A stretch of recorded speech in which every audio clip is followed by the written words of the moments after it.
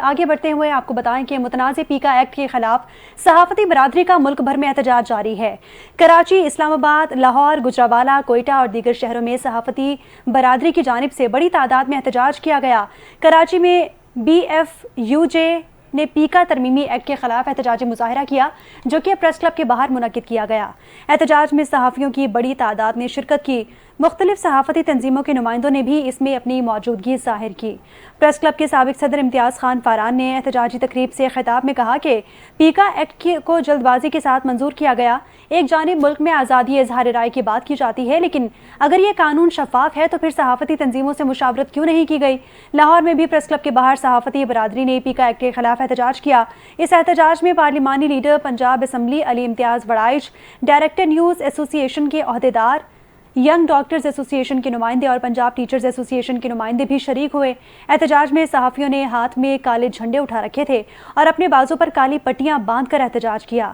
صحافیوں نے اس قانون کو آزادی اظہار رائے کے خلاف قرار دے دیا اور اس کے خلاف اپنی آواز بلند کی۔ اسلام آباد پریس کلب کے باہر صحافیوں کی جانب سے احتجاج کیا گیا۔ صحافی برادری کی بڑی تعداد اسلام آباد پریس کلب کے باہر پہنچی اور بل کی منظوری کے خلاف نعرے بازی بھی کی۔ پریس کلب اسلام آباد سے مین روڈ تک صحافیوں نے مارچ بھی کیا اور احتجاجی پینافلیکس بھی آویزاں کیے۔ مختلف تنظیموں کے صدور بھی احتجاج میں شریک ہوئے۔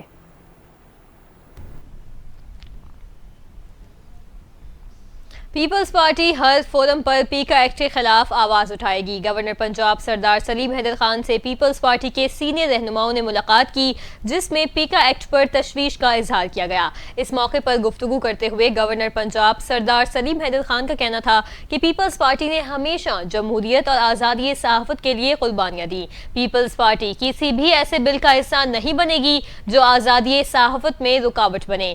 پیپلز پارٹی ایسے تمام اقدامات کی مخالفت کرے گی جس سے صحافی برادری کو نقصان پہنچے۔ انہوں نے کہا کہ پیپلز پارٹی پنجاب میں اپنا کھویا ہوا مقام اور سیاسی طاقت واپس حاصل کرے گی۔ نون لیگ اقتدار میں آنے کے بعد پیپلز پارٹی کو نظر انداز نہ کرے۔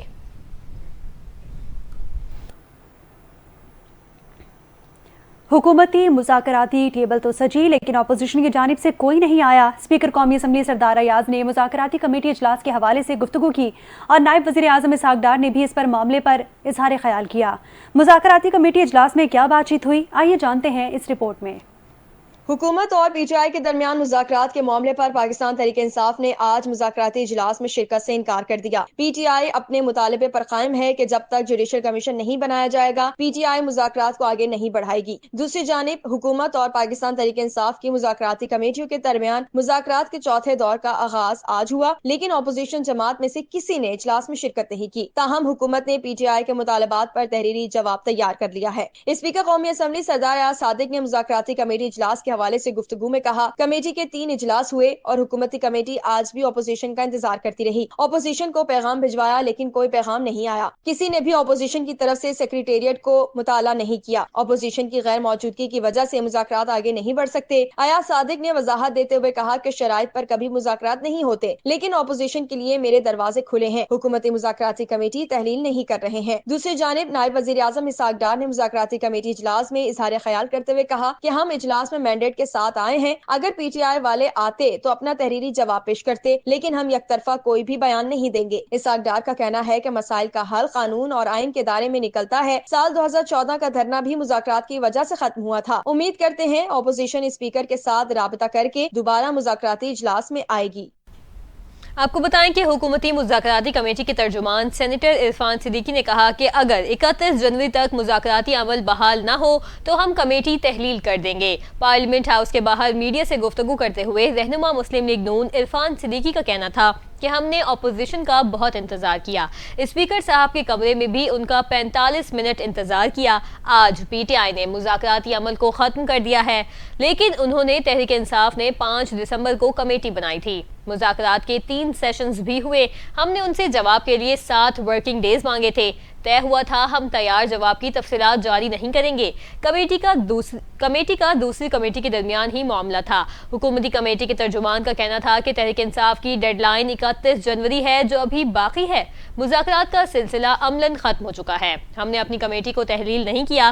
ہماری کمیٹی 31 جنوری تک قائم رہے گی۔ اگر یہ اسپیکر سے بات کرتے ہیں تو ہم بیٹھ جائیں گے۔ سینیٹر عرفان صدیقی نے کہا کہ کمیٹی اسپیکر نے تحلیل نہیں کرنی، وہ درمیان میں ایک واسطہ ہیں۔ حکومتی کمیٹی وزیر اعظم نے بنائی ہے، وہی ختم کریں گے۔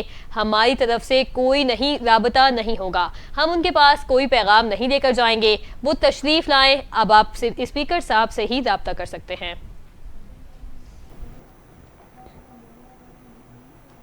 Chairman PTI barrister Gohar نے کہا ہے کہ خیبر پختونخوا میں نیا صدر علی امین گنڈاپور کی مرضی سے تعینات کیا گیا۔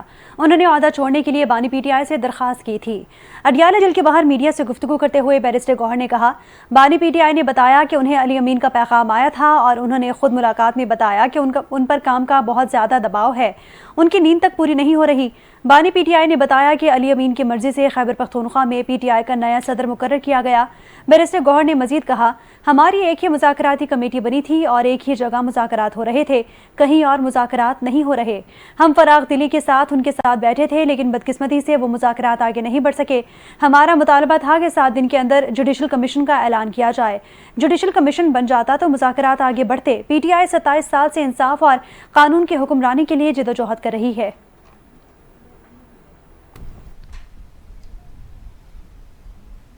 اب بات کریں گے وفاقی وزیر دفاع خواجہ آصف کے بیان کی۔ ان کا کہنا ہے کہ مذاکرات کے راستے بند کرنا جمہوریت کی روح کے خلاف ہے اور حالات جیسے بھی ہوں مذاکرات سے مسائل کا حل نکلتا ہے۔ انہوں نے کہا کہ پی ٹی آئی کا مذاکرات میں بیٹھنے سے انکار ایک لا حاصل مشق ہے۔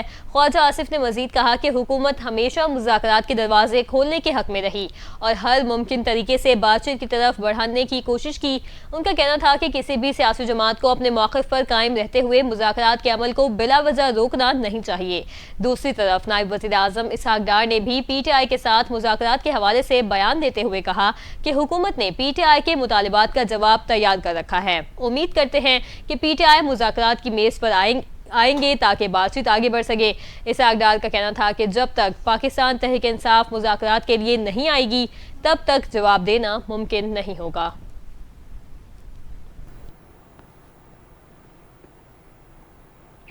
آگے بڑھتے ہوئے آپ کو بتائیں کہ وزیر اعلیٰ پنجاب مریم نواز نے آئندہ ماہ صوبے بھر میں 20,000 گھروں کی تعمیر کا ہدف دے دیا۔ وزیر اعلیٰ پنجاب مریم نواز کی زیر صدارت خصوصی اجلاس ہوا جس میں اپنی چھت اپنا گھر پروگرام کے منصوبے پر پیش رفت کا تفصیلی جائزہ لیا گیا۔ اجلاس میں پنجاب بھر میں بے گھر شہریوں کو مفت پلاٹس دینے کے لیے اسکیم کا تفصیلی جائزہ لیا گیا۔ سفارشات اور تجاویز پر غور کر کے 9,015 مکانوں کی تعمیر کے لیے 8 ارب 20 کروڑ روپے کے قرضے جاری کیے گئے۔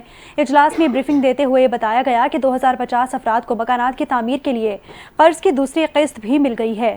اپنی چھت اپنا گھر پروگرام کے تحت 4,841 گھر زیر تعمیل ہیں اور اپنی چھت اپنا گھر پورٹل پر وزٹ کرنے والے شہریوں کی تعداد 7,28,000 سے بڑھ گئی ہے۔ بریفنگ کے مطابق اپنی چھت اپنا گھر پروگرام کے لیے تقریباً 4 لاکھ سے زائد درخواستیں مکمل دستاویزات کے ساتھ آ گئی ہیں۔ 74,000 سے زائد ڈرافٹ درخواستیں بھی اپنی چھت اپنا گھر پورٹل میں جمع ہیں۔ وزیر اعلیٰ مریم نواز شریف کی ہدایت پر 3 اور 5 مرلے کی ہاؤسنگ اسکیموں کا تفصیلی جائزہ لیا گیا۔ عوام کو فری پلاٹس دینے کے لیے ٹی او آرز طے کرنے کے لیے 8 رکنی کمیٹی قائم کر دی گئی ہے۔ وزیر اعلیٰ نے پنجاب میں گھر بنانے کا ہدف پورا کرنے کا حکم دے دیا۔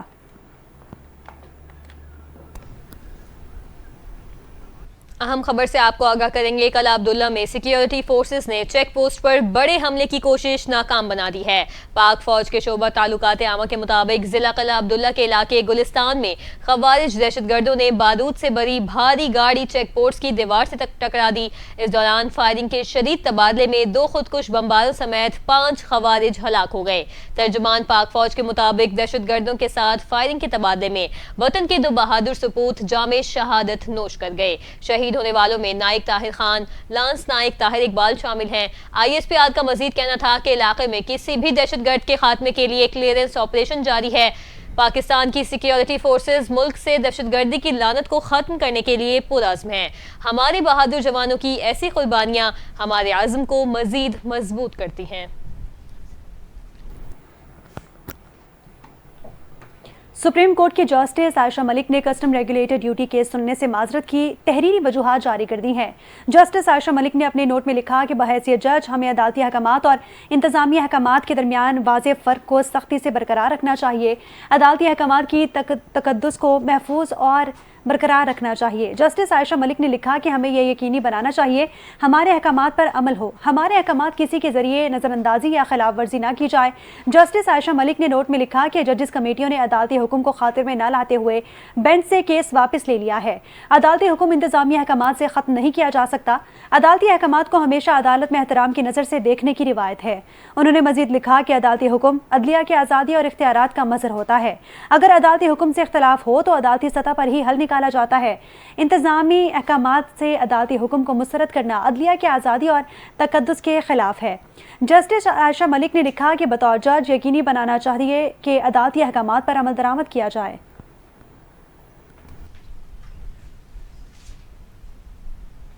आपको बताएं कि सुप्रीम कोर्ट के आईनी बेंच ने जस्टिस मंसूर अली शाह के 13 और 16 जनवरी के ऑर्डर्स वापस ले लिए हैं। कस्टम रेगुलेटेड ड्यूटी केस की समाअत के दौरान सुप्रीम कोर्ट के आईनी बेंच ने जस्टिस मंसूर अली शाह के बेंच के आर्टिकल 191A की तशरीह के नोटिस और केस दोबारा इस बेंच के सामने मुंतकिल करने के ऑर्डर्स खत्म कर दिए।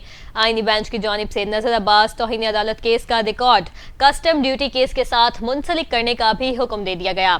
दौरान समाअत अटॉर्नी जनरल पाकिस्तान मंसूर उस्मान अवान ने आईनी बेंच को वफाकी हुकूमत के जस्टिस मंसूर अली शाह के फुल कोर्ट की तश्कील से मुतालिक ऑर्डर को चैलेंज करने के फैसले से मुतालिक मौक़िफ़ से आगाह किया।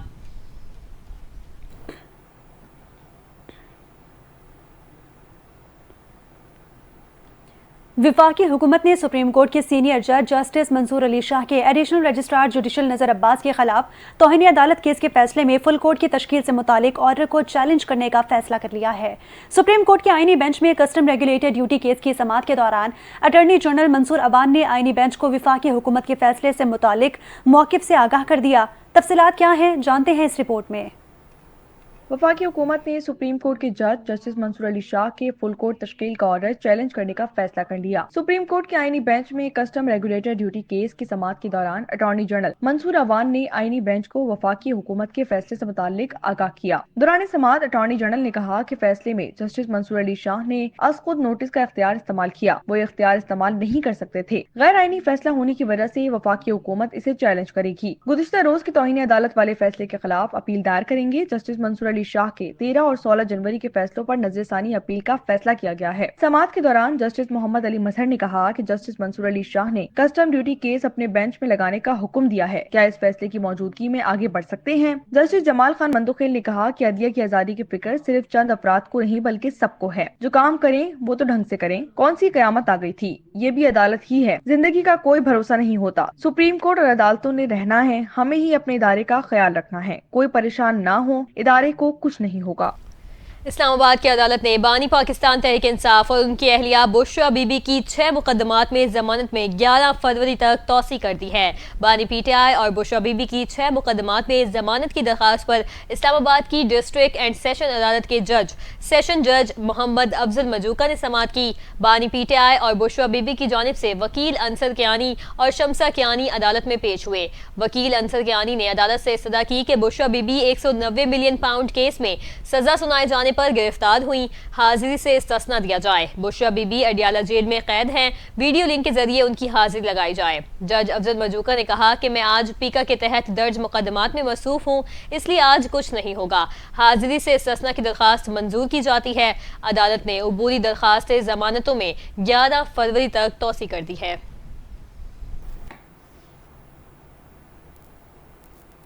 पेशावर हाई कोर्ट ने पीटीआई के रहनुमा असद कैसर को जमानत देते हुए पुलिस को गिरफ्तार न करने का हुक्म दे दिया। पीटीआई रहनुमा असद कैसर के खिलाफ दर्ज मुकदमात की तफसीलात के लिए दायर दरखास्त पर समाअत चीफ जस्टिस इश्तियाक इब्राहिम और जस्टिस एजाज अनवर पर मुश्तमिल 2 रुकनी बेंच ने की। पेशावर हाई कोर्ट ने असद कैसर को हिफाजती जमानत देते हुए 24 नवंबर 2024 के बाद दर्ज मुकदमात में गिरफ्तार न करने का हुक्म भी जारी कर दिया। درخواست گزار کے وکیل نے عدالت کو بتایا کہ گزشتہ سماعت میں بھی حفاظتی ضمانت دی گئی تھی، لیکن اس کا آرڈر تحریری شکل میں نہیں لکھا گیا تھا۔ عدالت نے درخواست کی کہ اس بار ضمانت کا آرڈر تحریری شکل میں جاری کیا جائے۔ چیف جسٹس اشتیاق ابراہیم نے پوچھا کہ اسد کیسر کے خلاف کس قسم کے مقدمات درج ہیں۔ اس پر ڈیپٹی اٹارنی جنرل نے بتایا کہ FIA اور نیب کے کوئی مقدمات اسد کیسر کے خلاف درج نہیں ہیں۔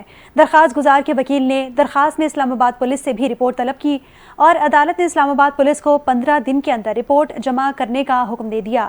عدالت نے کہا کہ اسلام آباد کے IG سے رپورٹ طلب کی جائے، کمشنر سے رپورٹ لینے کی ضرورت نہیں ہے۔ آگے بڑھیں اور آپ کو بتائیں کہ دوہری شہریت رکھنے والے FBI افسران کی تفصیلات طلب کر لی گئی ہیں، جس کا نوٹیفیکیشن بھی جاری کر دیا گیا۔ DGs اور چیف کمشنرز کو ہدایت کی گئی ہے کہ دوہری شہریت والے افسروں کی فیملی سمیت تفصیلات فراہم کی جائیں۔ FBI کے نوٹیفیکیشن میں کہا گیا کہ تمام افسران کی تفصیلات ایک ہفتے میں جمع کرائی جائیں گی۔ دوہری شہریت والے افسر کا نام، عہدہ، گریڈ اور ملازمت میں شمولیت کی تاریخ بھی شامل ہے۔ نوٹیفیکیشن میں کہا گیا کہ دوہری شہریت پیدائشی ہے یا بعد میں لی گئی، یہ بھی بتایا جائے۔ FBI کے نوٹیفیکیشن میں یہ بھی کہا گیا کہ دوسری شہریت بعد میں لی گئی تو اس کی بھی تاریخ بتائیں۔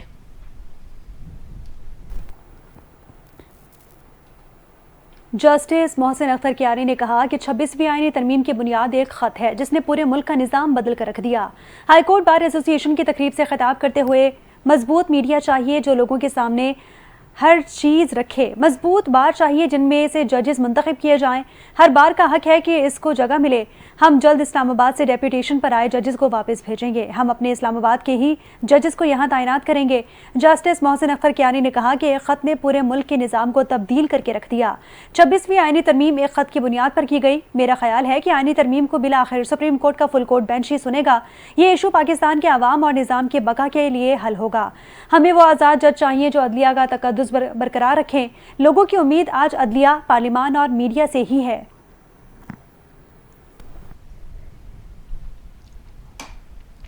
آپ کو بتائیں کہ وزیر اعظم شہباز شریف کی زیر صدارت وزارت قومی صحت کے امور پر جائزہ اجلاس ہوا۔ شہباز شریف نے وفاقی حکومت کے زیر انتظام صحت کے نظام کو جدید خطوط پر استوار کرنے کی ہدایت کر دی۔ اجلاس کی مزید کیا تفصیلات ہیں، جانیے اس رپورٹ میں۔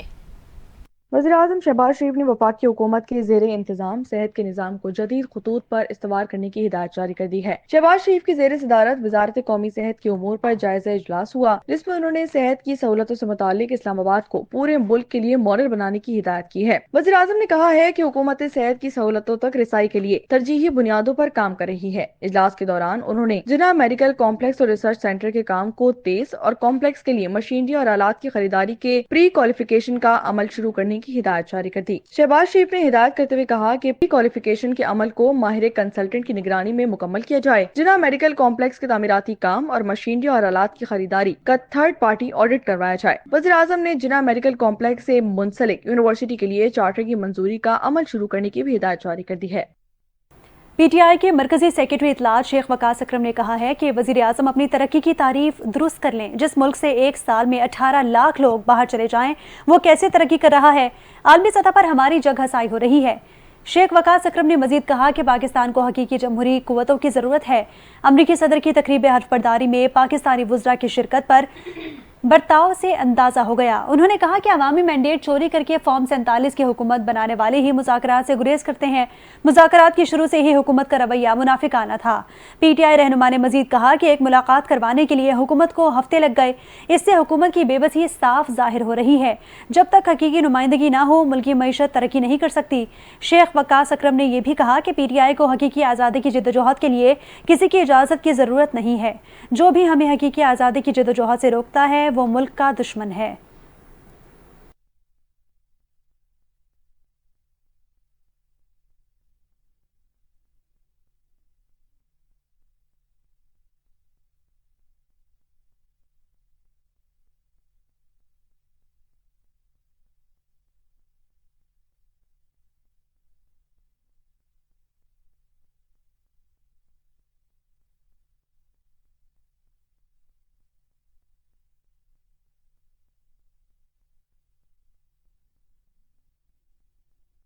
یہاں آپ کو بتائیں کہ پاکستان اور امریکہ کے تعلقات میں نیا موڑ آ گیا۔ امریکہ کی جانب سے پاکستان کی امداد بند کرنے کی تصدیق کر دی گئی ہے۔